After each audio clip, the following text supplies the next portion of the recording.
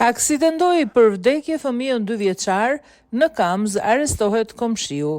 Arestohet autori i aksidentit tragjik të ndodhur këtë të shtunë në Kamz. Një makinë ka përblasur në rrugë, një fëmijë 2 vjeçar dhe është larguar. Sipas informacioneve, 2 vjeçari është përplasur pranë banesës në fushëdomje. Drejtuesi i makinës YM, 57 vjeç, komshi me viktimën, ka rënë në prangat e policisë pas ngjarjes tragjike.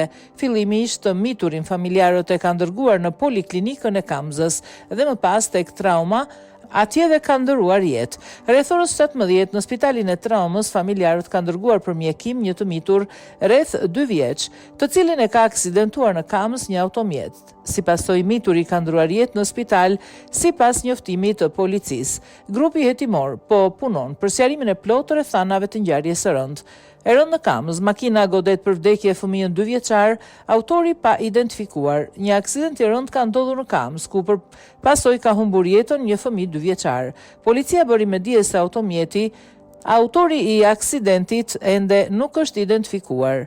Kamz informacion paraprak. Rreth orës 17:30 në spitalin e traumës, familjarët kanë dërguar për mjekim një të mitur rreth 2 vjeç, të cilin e ka aksidentuar në Kamz një automjet me drejtues ende të pa identifikuar, njoftoi policia. Sipas së mituri ka ndëruar jetë në spital.